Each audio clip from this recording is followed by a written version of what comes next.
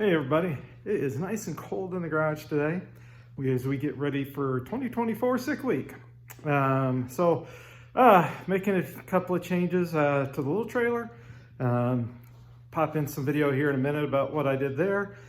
Let's see, getting rid of this. This is just basically a window switch for the nitrous controller. It actually doesn't do anything. So when you're on the system, all this does was basically show if it's wide open throttle or not. So I really don't need this. It was there was some interference going on with the car. And so basically what would happen, I would see the TPS on here increase. It might show 0, or it might jump up to 20%, 30%, 40%, and all of a sudden it would trigger the fuel solenoid.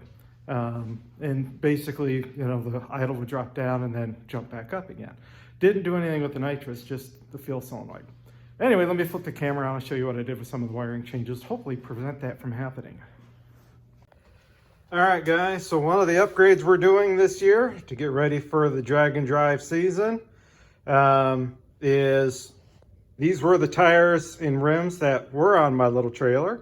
And after being on here for 8 drag and drive events, I've decided to now upgrade to an 8x12 versus, a 4x12 versus a 4x8. For one, it'll take less load off the wheel bearings, and 2, it'll give me a little more clearance. And also, I think when it's in the back of the truck, it'll help as well, because I load it in the back of the truck. Anyway. So I think I need to modify the fenders and raise them up a little bit for them to clear, but definitely I would recommend not using, I've had good luck with these guys. I've not had to replace the tire yet. These little 4x8s have done well, but I'm going to the 4x12 to take strain off the wheel bearings, so I can feel more confident cruising along at, let's say, 65.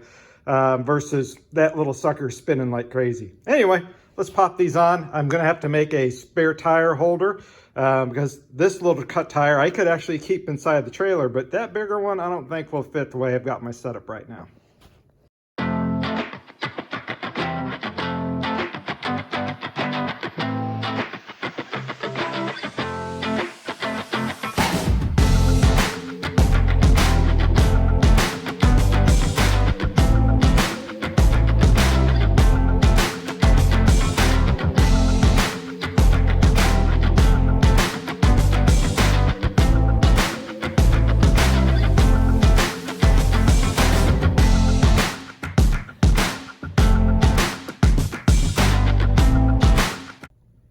All right, so hopefully we can see everything here good.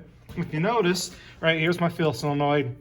Here's the wiring for the fuel solenoid. It was actually routed down along through here, came up through this bundle of wires, which has my alternator wiring, has the wideband, wiring, basically a bunch of wiring went through this location. I had actually unplugged the alternator, did not make a difference in the TPS signal. So I don't know if it was the power or ground. I was, to the window switch, you can see the ignition coil is also right here. The wires were near the ignition coil. It only happens when it's running. It doesn't happen when it was not running. So, I went ahead and rerouted the wires away from all of this, the way away from the coil as best I could, and now they're running up here instead of down through here. They're also separated inside the car, differently in the fuse block and stuff. So that's one of the problems I was having. Then I went ahead and hopefully we have corrected. So now all I need to do is I have an on-off switch inside the car, to arm the system through a relay. When it sees the wide open throttle switch, basically the relay will then put voltage through the relay and activate the solenoids, and away we go. We get the nitrous. So we simplified it a whole lot. A buddy of mine is going to let me borrow a Maximizer EZ nitrous controller. All that's going to do is I can delay the nitrous, from full hit to either from 0 to a half a second. So it'll bring it in like 20, 40, 60, 80, 100 over a half a second, or I can delay it 1 second and it'll do 20, 40, 60, 80, 100% over 1 second. That way I can take a little load off the drivetrain here. So I'm probably going to do a 125 shot for sick week, but delay it 1 second and then bring it all in. So it just takes some of the load off the drivetrain instead of giving it all, the whole shot right off the hit. We'll bring it in a little easier. So I am making that changes. Other than that, we're going to do oil change on the car. Even though it's only got maybe 1,200 miles on the car, the last oil change, I'm going to change oil. I run 20W50 in the car. Actually, what was interesting is I went to 2050 from 1030. And then I watched the Freiberger video on Engine Masters about engine oils. And actually, I saw an improvement when I switched to the 2050. Before I watched that video, I noticed the difference. And afterward, I understood why. So the thicker oil actually helps, my combination. I use less oil. I saw, I've got less into the breather here or into the kitch can and stuff. I noticed just an overall improvement in the car switching from 2050 to 2050 from 1030. So that was a nice change too. So I did notice that improvement. Other than that, we're going to go through and go under the car. We're going to do a nut and bolt check on the whole front suspension. We're going to check, the U-joints. We're going to check the U-joint straps. We're going to check the rear suspension, bolts and everything. We're also going to double check just to make sure, wiring, right? I don't have any chafing going on with any of my, transmission lines here for like my transmission cooler. Just to make sure everything is good there. Just double check on my, my wiring here to make sure I don't have any wires, starting to chafe or rub or anything. So we're going to do a good wiring check. 2 of these relays are for the low speed electric fan. And then I've got my headlights on high and low beat relays as well. That's for the high and low for the headlights.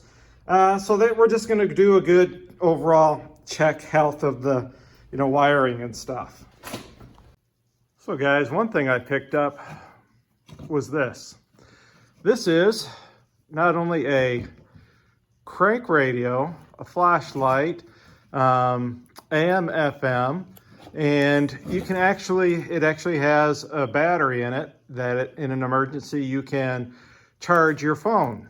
So you can pre-charge this and also maintain the charge with the crank, because sometimes at the drag strips, right, they may not have the best sound systems. And if you don't want to miss your call up to the track, you can turn, it's got a little antenna there too. You can turn the radio on for the track station and listen, because in my Dart, I do not have a radio that works. So I got this off of Amazon. I'll put the link into the description. You can look at all the different ones you can look at. This, I think, was like 12 bucks or something. Pretty inexpensive, really, to have just something in the pits. So really, more just maintenance, for sick week. Car's been pretty darn good. We, like I said, just a few little things to the trailer, and that's about it, really. My son is coming with me, or he's planning on coming with me this year.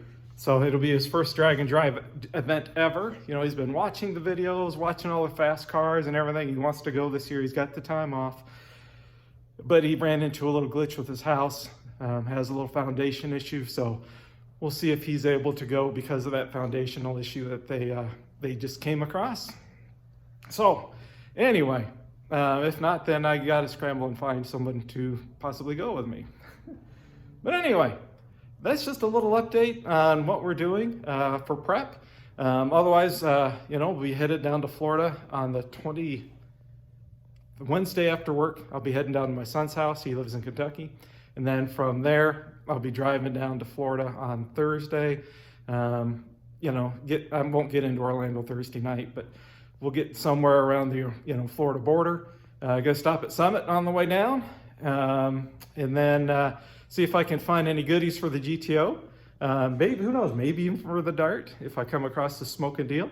And then, we'll finish the drive Friday, just kind of hang out, relax Saturday, and then Sunday, starts sick week. But anyway, thanks for watching, guys. This is just a little update video. You know, we're getting ready. The car has been reliable. My goal is to run 1090s all week. So that is the goal. Drag week, I ran 1105 average. I ran 10s on 3 different days. 2 of the other days, one day was at altitude, and so the car slowed down due to altitude, and that was my fault. Should have put in the 150 shot instead of the 125 on that day, and we could have brought it down more. And then the first day, you know, I ran purposely just 100 shot, and I should have ran, you know, the start of running the 125, 150 right off the bat. Anyway, we're gonna run a 125 all week at sick week. See if we can just run 1090s, not push the car too hard on a 150 shot, because this is a stock bottom end engine. You know, original cast pistons, rods, crank. So we're just gonna take it easy at the 150 shot. That's why I say I wanna just run, we're gonna run that easy maximizer and bring the nitrous in gradually over a second, so that, you know, the drivetrain isn't getting that, you know, all at once. It gets off the line, you know, for 1 second, and then it gets it all in at that point. Yeah, that's kind of it, really. Maybe a lame video in a way, but you know, the car is pretty stout. You know, we got her vacuumed out, cleaned out. You know, hopefully a couple of squeaking rattles out of it. Like I said, there's no oil leaks, no transmission leaks. You know, everything's pretty solid on the old girl. So, you know, 10 seconds is pretty darn quick at 120, 121 miles an hour.